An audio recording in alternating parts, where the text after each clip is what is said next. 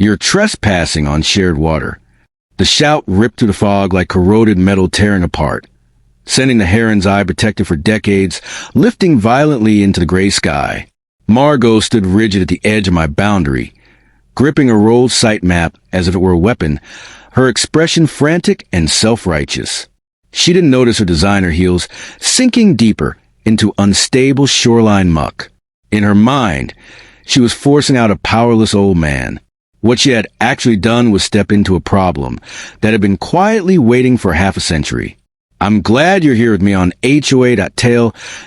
Times to witness what real accountability looks like. Before the truth comes out, let me know in the comments where you're watching from today. Disputes over water tend to bring out the worst, and sometimes the most revealing behavior. And stay with me, because from here on, the story only accelerates. The lake lay motionless, a wide pane of pale silver, holding the morning in place. The hush around it felt deliberate, like something alive choosing not to move. Hazel used to sit beside this exact spot in her wicker chair, watching the mist rise, telling me the water was breathing. She wasn't wrong. Beneath that calm surface lived an intricate system of currents and thermal layers I had studied for 40 years as a hydrogeologist. After she passed, caring for the lake became more than research. It was the only way I knew how to keep her presence anchored to this world. I lowered myself beside my pelican case and opened it without looking, hands guided by decades of repetition. The dissolved oxygen probe slipped into the water, and the display settled at 8.5 milligrams per liter, healthy, stable. The submerged vegetation was still thriving despite the summer heat. I logged the temperature in my waterproof journal. Cool, consistent, a clear sign the underground aquifers were flowing strongly. This water had traveled through miles of limestone, filtered over centuries. My grandfather recognized its value in 1948 and bought the land outright. Somewhere along the way, people forgot how to respect things that couldn't be immediately exploited. I felt the intrusion before I heard it. A tremor ran through the cedar board behind me. Ferns crunched under careless boots. Plants Hazel herself had planted. I capped the probe and turned. Two figures emerged from the rhododendrons. Margot led, wrapped in a sharp red blazer that clashed violently with the forest. Behind her, a younger man fumbled with camera equipment, already sweating. They stopped several feet away. Margot surveyed the lake the way developers do, measuring, calculating, without acknowledging me at all. She pulled a metal stake from her leather folder and drove it into the soil beside my monitoring station. A bright yellow sign snapped into place. Future community, lake access. Every instinct screamed to tear out, but discipline held. Assess before acting. Always. I don't recall authorizing signage on this property. I said, my voice calm but final. The cameraman startled. Margot didn't even blink. She smoothed her jacket and looked me over with faint amusement. "Relax," she said. "I'm Margot, president of the Pine View HOA. We're just photographing the lake for our brochure. If you could move your little fishing toys, that'd be great. This is a hydrological monitoring station." I corrected, stepping between her and the equipment. "And this shoreline is privately deeded to my family. Your authority stops at the ridgeline 300 yards back." She laughed, sharp and dismissive, and snapped open her map. "According to the county's new drainage overlay, this basin is classified as a community retention feature for subdivision runoff. That gives the HOA riparian access for our members." Her confidence was astonishing and completely misplaced. "This is an aquifer-fed glacial lake." I said evenly, "not a runoff pit. A zoning overlay doesn't erase a warranty deed from 1948. The cameraman hesitated. "Margot, maybe we should verify the plats." "Take the picture," she snapped. "I've got investors arriving in 48 hours, and I need this view." She turned back to me, eyes hard. "We're putting in a walking path next month. You can cooperate, or the sheriff can explain obstruction laws." 2 days later, it wasn't one trespasser. It was a crowd. I was in the greenhouse trimming heritage tomato vines Hazel had started years ago when voices floated up from the shoreline. Loud, possessive, Not the hushed-all people who love nature. This sounded like people shopping for it. From the porch, I saw Margot leading 6 well-dressed buyers past my reinforced no trespassing sign. She gestured broadly, selling fiction with confidence. She was marketing my lake. I retrieved the original deed, yellowed, sleeved, undeniable, and walked down the path, boots striking stone in measured anger. As I approached, her voice carried clearly. "And this," she announced, "is a centerpiece of Pine View Estates, a sustainable man-made retention lagoon offering kayaking, paddleboarding, and fishing privileges to residents." The lie hit harder than any insult. "That's false," I said. The group froze. Margot smiled without warmth. "This is the neighbor I mentioned," she said softly. "He's confused about the updated zoning." I stepped forward, ignoring her entirely. This lake is a spring-fed kettle formation, over 10,000 years old, entirely on private land. Anyone buying property based on access to it is purchasing litigation, not leisure. One buyer frowned, holding up a brochure showing a fabricated image of family swimming. "That brochure is fraudulent," I replied, "and stepping closer violates a federally protected wetland buffer." Margot exploded. "I'm calling the sheriff." When Sheriff Miller arrived, weary and reluctant, he examined her laminated maps and my aging deed. He sighed. "This is civil," he said finally. "Until a judge rules otherwise, the overlay stands." Margot smirked. After the cruiser left, she crushed one of Hazel's flowers beneath her heel. "I'll have this cleared for parking next week," she said. "Enjoy it while it lasts." She thought the threat would scare me. Instead, it gave me purpose. I didn't sleep. I organized 40 years of data and arrived at the county archives the moment the doors opened. The truth wasn't in digital overlays. It was buried in ink and dust, and I was about to dig it up. On the county's glossy digital overlay, the strip was shaded green, labeled as HOA common land. But when I followed the ownership trail backward to the original developer's bankruptcy filings, a fracture appeared. When the development company collapsed in the late 90s, it liquidated residential lots in bundled sales. One parcel, however, had been carved out and left behind, a narrow corridor marked Access Road B. The reason was buried in a footnote. It had been designated as a future utility easement for a sewer line that was never constructed. The land had never transferred to the new developer. The county never claimed it. It simply remained unclaimed, a legal orphan. My pulse quickened as the implication sank in. The HOA didn't own the road. Margot didn't own it either.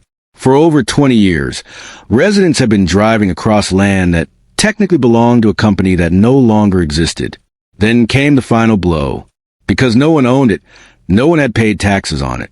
I pulled up the county's delinquent parcel database, hands moving faster now, and entered the identification number I'd lifted from the archival folio. The page refreshed. Parcel 49B, status, tax delinquent, scheduled for public auction. The county had finally grown tired of waiting for a dead corporation to settle its bill. The auction closed in 48 hours. I leaned back in the chair. Letting out a breath I didn't realize I'd been holding.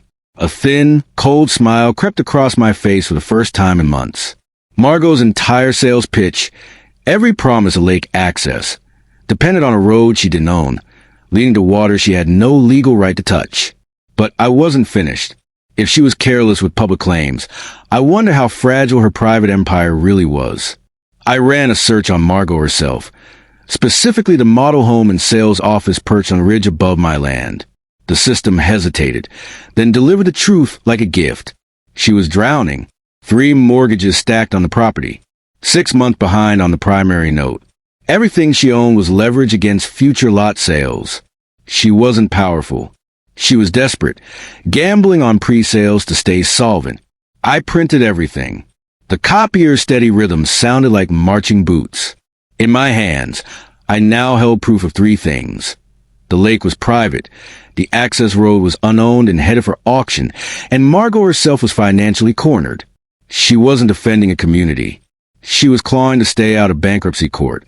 I gathered the papers, feeling their weight settle into certainty. It was time to attend an auction. I returned to the records counter where the clerk was sorting envelopes. "One more question," I said calmly. "What's the process for bidding on a tax-forfeited parcel if the buyer intends to pay the full balance immediately?" She looked up, surprised. "Cashiers check the full amount plus recording fees. But those leftover strips are usually worthless. You can't build on them." I pictured the gate, the lock, the moment realization would hit Margot like a dropped floor. "It won't be worthless to me," I said. "It'll be priceless." Outside, the midday sun fell harsher, clearer. The law, so easily abused, had shifted into a tool I could finally wield with precision. Margot thought she'd intimidated a confused old man. Instead, she'd activated a researcher who understood that both ecosystems and legal systems collapse at their weakest seams. I drove straight to the bank. Withdrawing Hazel's life insurance money hurt more than I expected. I had never touched it. Couldn't bring myself to spend the cost of her absence. But protecting what she loved wasn't spending. It was preservation. The tax auction was held in a drab municipal room that smelled of floor cleaner and old coffee. No drama, no spectacle, just a clerk, a microphone, and a handful of bargain hunters in windbreakers. I sat in the back, the cashier's check heavy in my pocket. That money was meant for trips we never took. Using it to defend our home felt right. Margot wasn't there. She was too busy rehearsing her fantasy. When the clerk announced Parcel 409B, a non-buildable utility strip between County Road 9 and the Lake Basin, the opening bid landed at $4,000.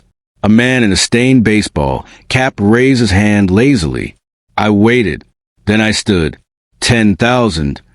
The room went still. The man dropped his hand instantly. Sold.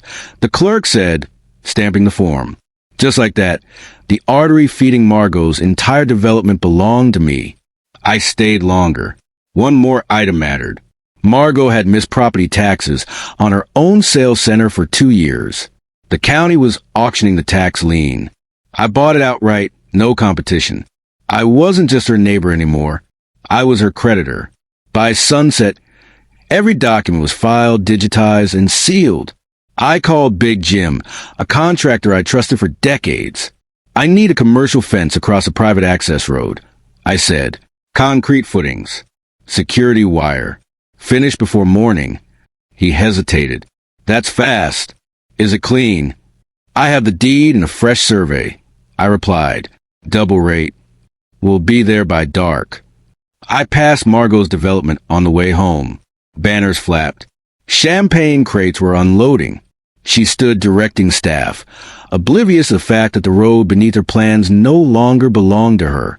That night, Jim's crews worked under the trees.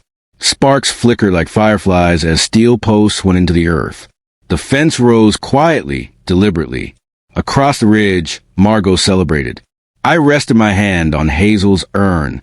"We held the line," I whispered. Morning revealed the barrier in full light. 8 feet of galvanized steel topped with razor wire. A red sign bolted to the center of the gate declared absolute ownership. At 9 sharp, the carts arrived. Margot led them, radiant and rehearsed, microphone in hand. And now the Crystal Lagoon. The cart screeched to a halt. Silence followed. Margot ran to the fence, shaking it uselessly. "This is illegal." I stepped forward from the trees. "Good morning," I said evenly. "You're at the edge of my land." She screamed threats. Promised police. Jail. I met her stare without blinking. "Call him," I said. "In fact," I said calmly, "I believe that Sheriff Miller's cruiser pulling in now." I called to myself about an attempted mass trespass. The patrol car rolled to a stop behind a line of stalled golf carts, lights flashing without sound. Miller stepped out slowly, clipboard in hand, looking every bit as tired as he had 2 days earlier. Margot rushed him, clutching his sleeve like a lifeline. "Arrest him," she pleaded loudly. "He's blocked an emergency access road. He's detaining us." Miller disengaged her grip and walked to the gate. I slid the paperwork to the narrow opening. Fresh deed, tax receipt, recorded transfer. He adjusted his glasses and read carefully while the investors leaned forward, holding their breath. When he looked up, his shoulders sagged. "Margot," he said evenly, "this isn't a public easement anymore. According to these documents, Anson purchased the parcel at yesterday's county auction. He owns a roadway, the shoulder, and the land you're standing on." The reaction rippled through the group. Margot's face drained of color. That can't be right. It's a common area. The HOA. "No," Miller interrupted. "The developer defaulted. Taxes went unpaid. He settled them. It's private property now." He turned to crowd. "Technically, you're trespassing. The owner has a right to ask you to leave." A man in a tailored blue jacket stepped forward, clutching the brochure. "You told us lake access was deeded." He snapped at Margot. "You said the infrastructure was secure. Are you telling me you don't even own the road?" "It's a paperwork mistake," Margot insisted, backing away. "We'll fix it. We'll build another access." "Build it where?" I asked, gesturing to the sheer limestone walls enclosing the valley. "This is the only viable grade." I paused, then added, "And did she mention that the sales office you signed contracts in is currently subject to a tax lien foreclosure?" The silence was absolute. Faces turned toward Margot, not curious now, but furious. "I wired $50,000 yesterday," someone shouted. The crowd surged. The polite smiles vanished. Margot scrambled into her golf cart, her white dress streaked with dirt, panic replacing arrogance. Miller stepped between her and the investors to prevent things from turning violent. I watched from behind the fence. It wasn't just a barrier anymore. It was a line between truth and delusion. She had tried to sell a future she didn't own. All that remained was a dead end. The calm that followed was temporary. By the next afternoon, the fight had migrated online. My niece called first, shaken. "Uncle, have you seen what you posted?" Margot had uploaded a selectively edited video. No context, no paperwork. Just a shaky clip of me behind razor wire, framed like a dangerous recluse. The caption screamed outrage. Comments poured in from strangers demanding my arrest. It was deliberate character assassination. I didn't respond. Instead, I went dark, literally. I shut off the lights in my lab and watched the perimeter feeds glow against the walls. 2 days earlier, I had upgraded the security system, anticipating that someone like Margot wouldn't retreat quietly. The ranch was now wrapped in infrared cameras and motion sensors. The storm pressure dropped. The woods went silent. At 2:14 a.m., the eastern alarm chimed. I isolated the feed. A pale figure emerged from the trees, moving erratically. Margot. No blazer. No authority. She dragged a wheel cart toward the fence, stopping at the bluff where the stone dropped sharply into the lake. She avoided the fence entirely. She wrestled 2 heavy jerry cans from the cart. Even through night vision, I recognized them. Industrial agricultural chemical containers. My stomach turned. She wasn't vandalizing. She was poisoning the water. I hovered over the phone, forcing myself to stay still. Stopping her now meant a misdemeanor. Letting her continue meant a felony. She twisted open the first cap. The liquid poured down the rock face into the lake, black against the glowing screen. I watched her mouth form words I couldn't hear, her expression twisted with satisfaction. She emptied both containers. On my sensor displays, the data spiked violently. Conductivity surging, oxygen levels crashing. Fish telemetry faltered. I hit record. Every angle. Multiple backups. She tossed the empty containers into water and turned to leave, glancing briefly toward the bluff. For a split second, her face reflected white in the infrared lens. Soulless, hollow. She disappeared into the forest. I sat there, shaking, not with fear, but with cold fury. Then I picked up the phone and dialed a number I hadn't used in years. EPA Regional Enforcement. This wasn't trespassing anymore. It was a federal crime. I went to the shoreline with my field kit. The air burned my nose. Minnows floated near the surface, gasping. I collected samples, sealed them, and labeled everything. "I'm sorry," I whispered the water. This was the only way. At dawn, unmarked black SUVs arrived without sirens. Agent Vance met me at the gate. I handed him the footage and the samples. He watched the video in silence. "This is a Clean Water Act violation," he said, "and fraud." They moved fast. I watched through binoculars as they raided Margot's sales office. She was dragged out mid-call, shouting about lawyers as agents seized computers and chemicals. When they loaded her into the vehicle, she looked toward the lake. This time, she understood. The months that followed disappeared into testimony, subpoenas, and indictments. And for the first time since Hazel passed, the lake was quiet again, not threatened, not exploited. Just alive. Margot never saw the outside of a jail cell again after her arrest. The judge denied bail outright, citing the maze of offshore accounts uncovered by investigators and the gravity of the environmental crimes she now faced. By sunrise, the Crystal Lagoon project imploded. Lenders moved in. Deeds were seized. Investors filed suit in waves. What little remained of the development was confiscated by the county to help offset the cost of repairing the damage she had done. I stayed close to the lake during the cleanup, working alongside the remediation teams from dawn until dusk. Pumps ran constantly, drawing contaminated water from the shallow basin and pushing it through layers of activated carbon and chemical scrubbers. The process was painstaking and ruinously expensive, but every dollar was charged against Margot's frozen state. The lake had been injured, not killed. The fish loss was heavy, heartbreaking even, but the aquifer itself was deep and ancient.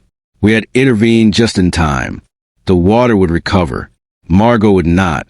6 months later, the trial convened in a federal courtroom steeped in polished wood and institutional silence.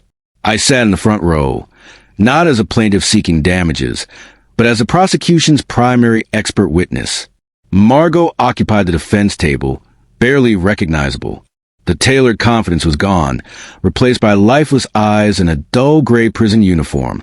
She refused to turn around, refused to meet the gaze of the people she deceived, former investors whose expressions burned into her back.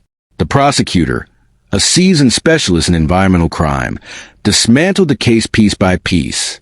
She presented the land records, the tax acquisitions, the falsified access claims, and then the footage. The room went utterly still as the screen showed Margot's pale figure glowing under infrared light, pouring poison down the rocks and into the water below. No context was needed, no explanation offered. The intent was unmistakable. When I took the stand, I spoke only in facts.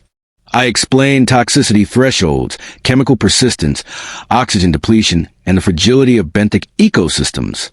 I outlined how the contaminated water fed not just a lake, but the wells supplying 3 downstream farms.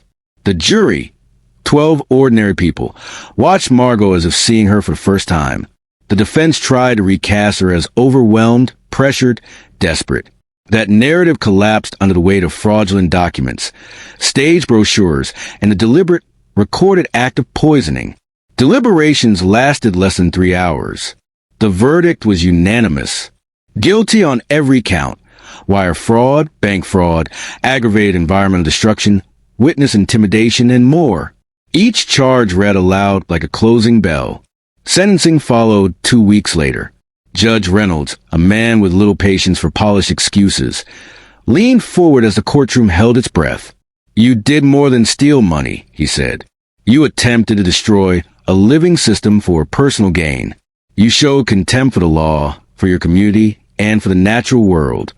He imposed the terms one by one, 10 years, 5 years, 3 more, each consecutive, 18 years total.